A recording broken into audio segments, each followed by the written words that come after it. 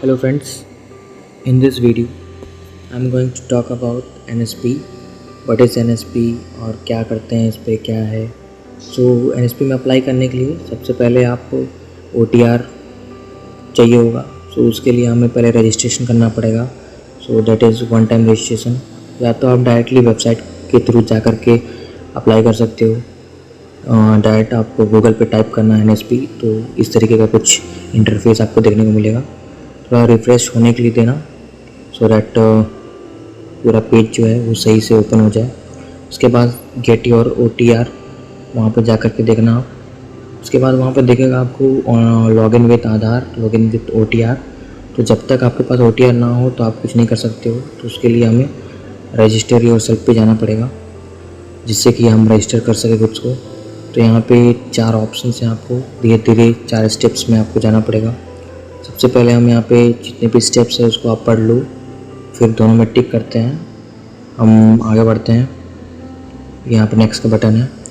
इसके बाद हमारा यहाँ पे मोबाइल नंबर को रजिस्टर करने के लिए कह रहा है। जो भी आपका मोबाइल नंबर है 10 डिजिट का वो आप दे दो, जिसमें OTP आ सके। और मेक श्योर कि आप नेटवर्क में हो तो ज़्यादा बेटर रहेगा, OTP जल्दी आएगा। और रजिस्ट्रेशन नंबर डालने के लिए, मतलब ऑनलाइन मोबाइल नंबर डालने के बाद वो OTP आएगा, वहाँ पे आप डालोगे और फिर कैप्चा कोड डालने के बाद वो सक्सेसफुल हो जाएगा। आफ्टर दैट फिर KYC होगा। KYC मीन्स कि जो आपका आधार नंबर है वो आपका आधार कार्ड लेगा। आधार कार्ड के बाद फिर आपको OTP आएगा, जो भी आपका नंबर आधार कार्ड से लिंक्ड है। वो OTP को वहाँ पे 6 डिजिट का OTP होगा, वो वहाँ पे आपको करना है। फिर कैप्चा कोड डालना है वहाँ पे, और वेरीफाई करने के बाद जो भी है आई एग्री कर देना।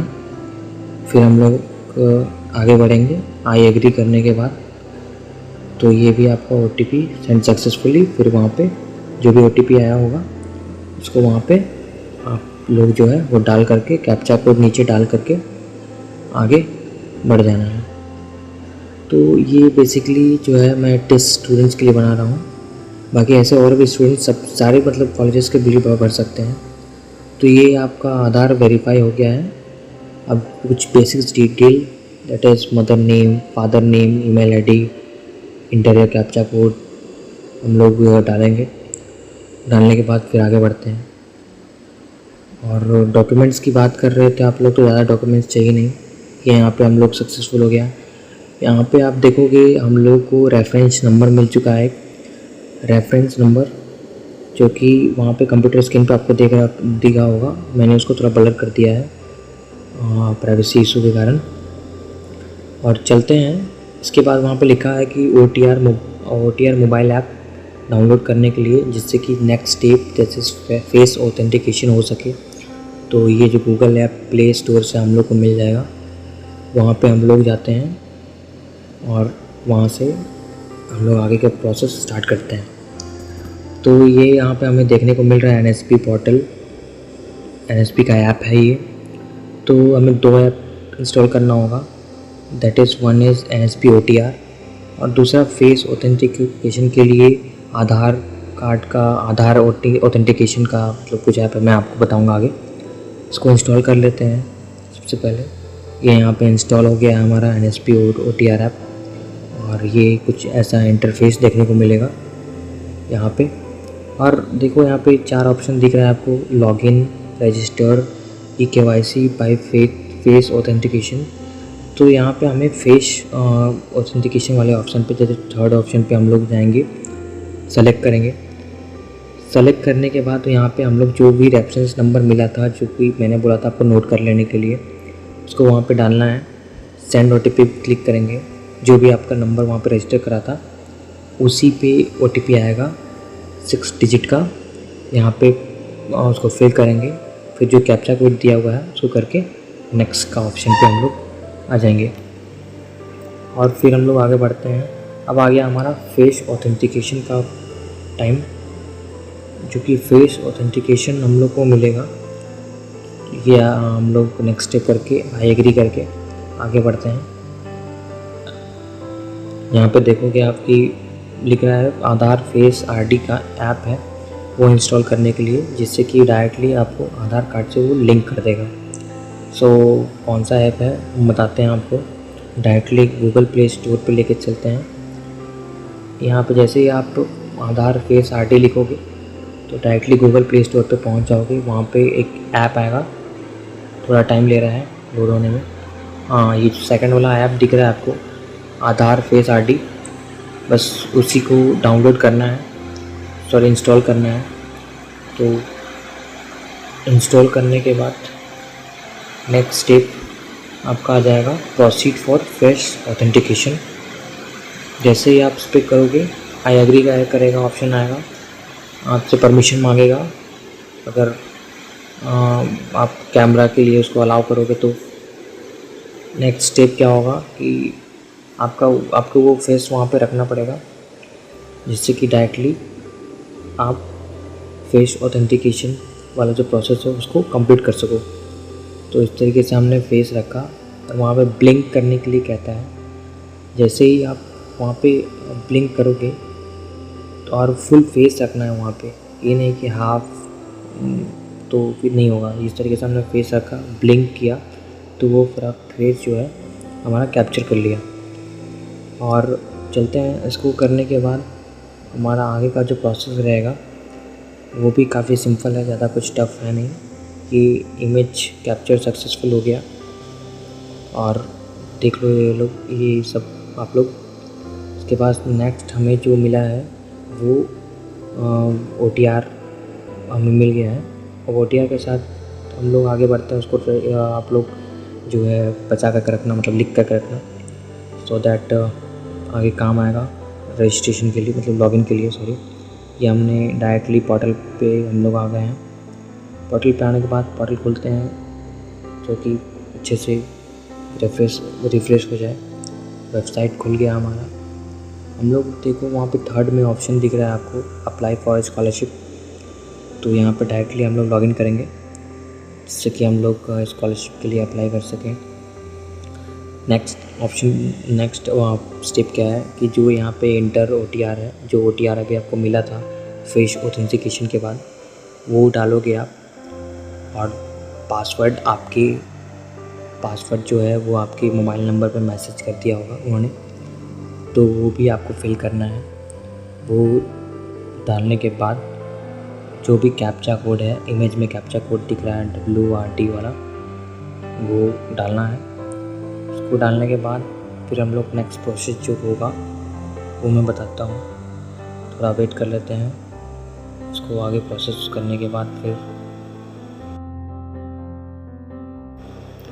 फिर आपको नए पासवर्ड को चेंज करने का ऑप्शन मिलेगा। आपको नया पासवर्ड चेंज करोगे और जो पुराना पासवर्ड है वो लिखोगे करंट पासवर्ड में। फिर पासवर्ड में न्यू पासवर्ड जो अपना लगाना चाहते हो वो लगा लेना, कंफर्म करना। और यहाँ पे जो कैप्चा कोड है वो डाल करके हम लोग आगे बढ़ेंगे। ये हमारा पासवर्ड चेंज हो गया है। यहाँ पे एप्लीकेशन में फिर से वो OTR था वो डालोगे आप। और OTR डालने के बाद OTR जो हमें मोबाइल से मिला था, मोबाइल में फेस ऑथेंटिकेशन के बाद में, उसके बाद फिर वहाँ पर पासवर्ड डालोगे तो यहाँ पे हम लोग लॉगिन सक्सेसफुल हो गए। अब यहाँ पहुँचने के बाद क्या है, फ्रेश एप्लीकेशन का आपको ऑप्शन देखने मिलेगा, जिससे कि एप्लीकेशन में जो बेसिक डिटेल्स हैं यहाँ पे हमने डबल टिक मारने के बाद फिर आगे बढ़ें। आगे बढ़ने के बाद हम यहाँ पे जो बेसिक डिटेल्स है, डोमिसाइल स्टेट, कौन से आप डोमिसाइल में हो, कहाँ पे मतलब कौन से स्टेट के हो आप, ठीक है। तो यहाँ पे हम लोग सेलेक्ट करेंगे अपना झारखंड से हूँ तो मैं झारखंड सेलेक्ट करूँगा। स्कॉलरशिप कैटेगरी कौन से कैटेगरी से हो, मतलब पोस्ट कैटेगरी है कि प्री मैट्रिक है कि पोस्ट मैट्रिक है, ये सब कुछ है। ये स्कॉलरशिप में हमने सेलेक्ट किया तो हमने यहाँ पे सेलेक्ट कर लिया, तो हमारा एप्लीकेशन कंप्लीट हो गया। नाउ ये चीज़ हम लोग कंप्लीट करते हैं, फिर हम लोग आगे बढ़ते हैं। यहाँ पे प्रोसीड का ऑप्शन से, ये आपको ऑप्शन दिख रहा होगा। प्रोसीड का ऑप्शन पे करने के बाद ये हमारा धीरे धीरे एक एक प्रोसेस हमको verification detail, milestone, submit your application, fill application पे जा करके सब कुछ हमें करना पड़ेगा। ये जैसे हमने फिल एप्लीकेशन प्रेस किया, जो भी जनरल इन्फॉर्मेशन है, पर्सनल इन्फॉर्मेशन है, कंट्री, रिलीजन, कास्ट, पेरेंट्स के बारे में सब कुछ यहाँ पे आप फिल करोगे। जो भी वहाँ पे मतलब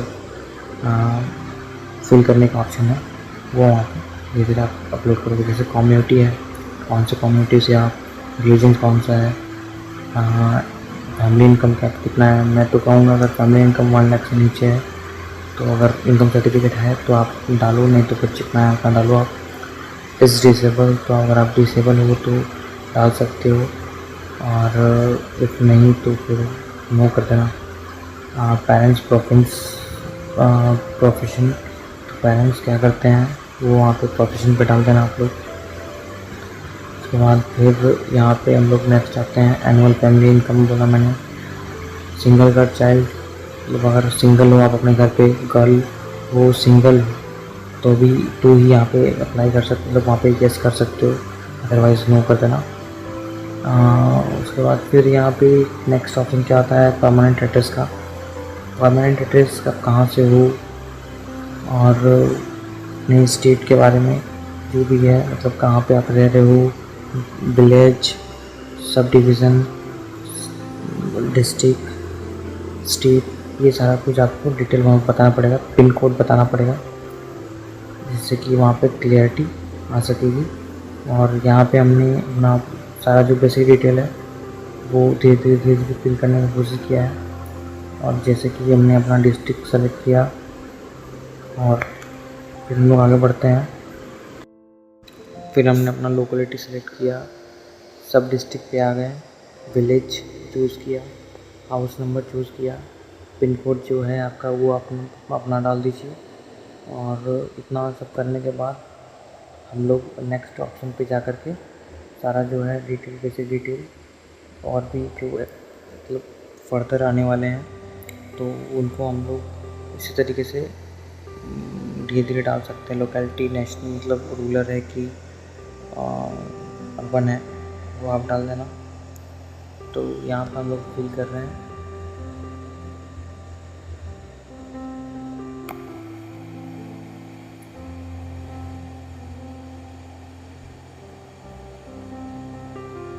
तो यहाँ पे आप देखोगे कि अगर आपके पास बोनाफाइड नहीं है तो मैं जो भी थोड़ा इम्पोर्टेंट है वो बता देता हूँ। बोनाफाइड अगर नहीं है तो बोनाफाइड आप अप्लाई कर देना।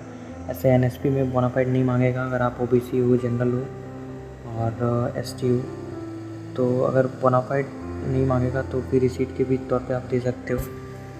यहाँ पे हमने कंप्लीट कर दिया है अपना जो भी बेसिक डिटेल है। फिर अभी हम लोग आते हैं फर्दर कौन से स्टेट के हो आप, तो आप स्टेट हमें सेलेक्ट करना पड़ेगा।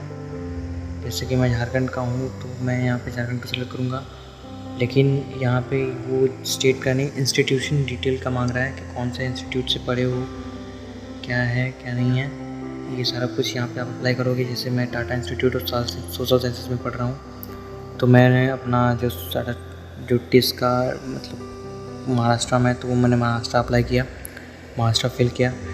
उसके बाद फिर आप भी वहाँ पे महाराष्ट्र फिल करना, वहाँ का नंबर जो है और ईमेल आईडी वगैरह भी अगर मांग रहा है तो वो भी आप लोग अप्लाई कर सकते हो। नेक्स्ट हम लोग यहाँ पे सेलेक्ट करेंगे। फिर हमें फर्दर प्रोसेस के बाद ये हमें present class, present detail, present course सब कुछ फिल करना पड़ेगा। फिल करने के बाद फिर प्रेजेंट क्लास में जो भी आप मास्टर्स कर रहे हो तो मास्टर्स के लिए देख लेना कौन कौन सा मतलब कोर्सेज है आपका।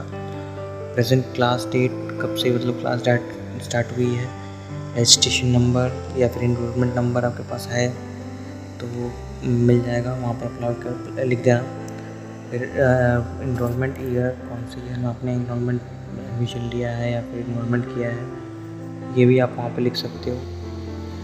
इसके बाद फिर हम लोग आगे बढ़ते हैं। जो भी एडमिशन के बाद फिर जो आपको रोल नंबर मिला होगा, जो आपका रोल नंबर है, सेक्शन है, मोड ऑफ स्टडी है, ठीक है, तो ये सारा कुछ आपको वहाँ पे बताना होगा, लिखना होगा, फिल करना होगा। हॉस्टलर अगर हो तो हॉस्टलर लिख दो, और अगर नहीं हो तो फिर नो कर दो। और अगर हॉस्टलर हो तो मे भी आपको हॉस्टल सर्टिफिकेट मांगे। यहाँ पे फिल तो नहीं करना होगा, लेकिन जब आप सबमिट करोगे तब जाके आपको हॉस्टल का सर्टिफिकेट या फिर हॉस्टल का फी रिसीट जो है वो दिखाना पड़ेगा, जिससे कि वो आगे अप्रूव कर पाए। इतना करने के बाद हम लोग आगे बढ़ते हैं क्लास 10 डिटेल्स में। तो क्लास 10 डिटेल्स में क्या है कि मतलब क्या क्या सर्टिफिकेट, मतलब कौन से ईयर में आप पास आउट हो कौन से ईयर में आपने मतलब ये किया, 10th का एग्ज़ाम दिया, मतलब वही पास आउट हुआ, क्या आपका मतलब 10th का रोल नंबर था। उसके बाद फिर कंफर्म रोल नंबर भी मांगेगा, वो आप फिल कर देना। बोर्ड नेम, कौन से बोर्ड से आपने पास किया है, ईयर ऑफ पासिंग ईयर, मतलब कौन से ईयर में पास किया है। फिर फर्दर प्रोसेस जो भी है आपका 10th का डिटेल्स, रोल नंबर होगा, तो ये सारा कुछ डाल करके हम लोग आगे प्रोसेस करते हैं। फिर हमने देखा कि बोनाफाइड चाहिए होगा, तो बोनाफाइड जो है आप कॉलेज से निकालोगे। बोनाफाइड निकालने के बाद ये इसी के साथ में जो फॉर्म एप्लीकेशन मिलने का, इसको कंप्लीट करने के बाद तो आप वहाँ पे आराम से बोनाफाइड को दे देना, सही से हो जाएगा वहाँ पे। और जो भी बेसिक डिटेल जो है, मतलब बेसिक डॉक्यूमेंट्स और डिटेल जो आपके इंस्टीट्यूशन की तरफ से बोला गया है, उसको भी ध्यान रखना, और वो भी मतलब जो भी डिटेल्स है वो भी सही से फिल कर देना और अप्लाई कर देना। फिर हम लोग आते हैं 12th क्लास का डिटेल्स के बारे में।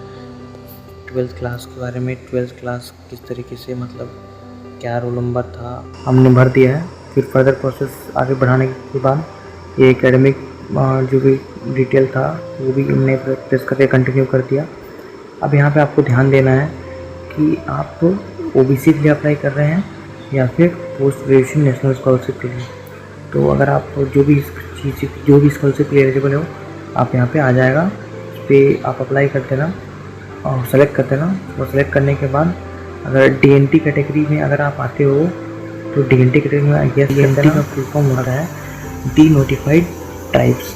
अगर डी नोटिफाइड ट्राइब में अगर आप आते हो तो यस करो, अगर नहीं आते हो तो फिर नो करके हम लोग आराम से इसको प्रोसेस को आगे बढ़ाते हैं। फिर हम लोग आगे बढ़ते हैं, सेव एंड नेक्स्ट करते हैं। सेव एंड नेक्स्ट करने के बाद हमारा प्रोसेस जो है वो आगे हो जाएगा।